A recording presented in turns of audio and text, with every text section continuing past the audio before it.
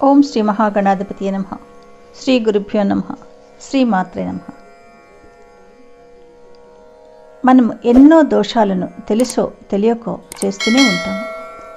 అలాంటి మన దోషాలను తొలగించి అమ్మవారి అనుగ్రహం మన మీద కలగాలని శంకరాచార్యులు మనకై రచించిన స్తోత్రం ఈ దేవ్యపరాధ క్షమాపణ స్తోత్రం. ఈ స్తోత్రం పఠించిన లేదా విన్న అమ్మ మన అపరాధాలను మన్నించి తన కరుణను మన మీద కురిపిస్తుంది. భావం కూడా తెలుసుకుంటే ఇంకా ఉత్తమము అని తెలియచెప్తున్నారు. ఇందుకోసం నేను ఇంకొక వీడియో చేస్తాను, అందులో మీరు భావం తెలుసుకోవచ్చు. శుభమస్తు. దేవ్యపరాధ క్షమాపణ స్తోత్రం.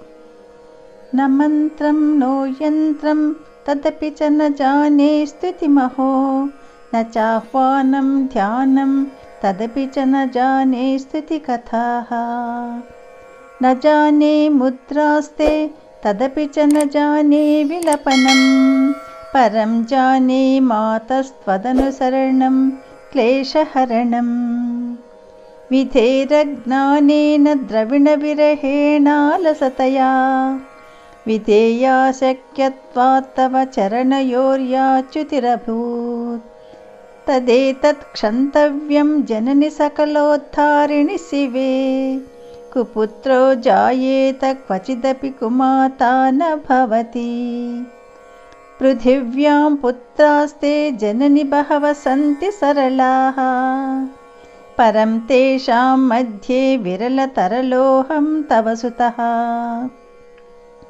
మదీయోయం త్యాగః సముచితమిదం నో తవ శివే కుపుత్రో జాయేత క్వచిదపి కుమాతా న భవతి జగన్మాతర్మాతస్తవ చరణసేవా నరచితా న వా దత్తం దేవి ద్రవిణమపి భూయస్తవ మయా తదాపి త్వం స్నేహం మయి నిరుపం యత్ప్రకురుషే కుపుత్రో జాయేత క్వచిదపి కుమాతా న భవతి పరిత్యక్తా దేవాన్ విధి సేవాకులతయా మయా పంచాశీతేరధికమపనీతే తు వయసి ఇదానీం చేన్మాతస్తవ యది కృపా నాపి భవితా నిరాలంబో లంబోదర జననీ కం యామి శరణం స్వపాకో జల్పాకో భవతి మధుపాకోపమగిరా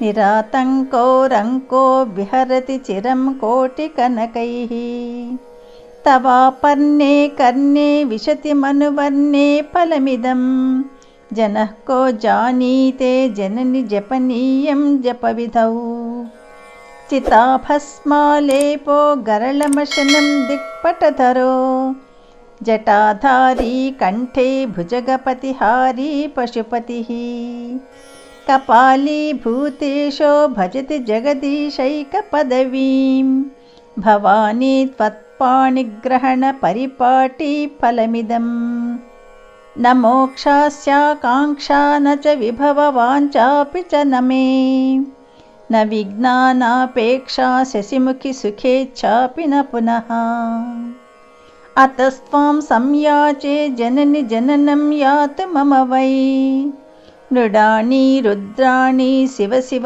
భవానీతి జపతః నారాధితాసి విధినా వివిధోపచారైః కిం వృక్షచింతన పరైర్న కృతం వచోభిః శ్యామే త్వమేవ యది కించన మయ్యనాథే దత్సే కృపాముచితమంబ పరం తవైవ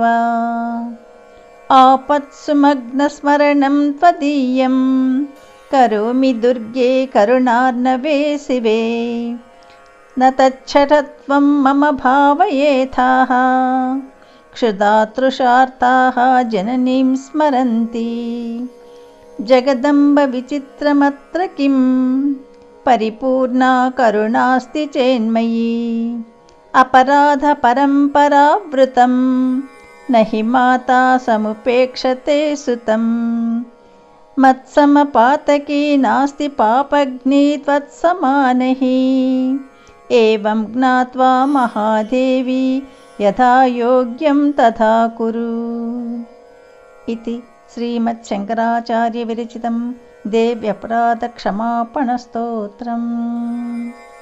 सर्वं श्रीशिवार्पणमस्तु।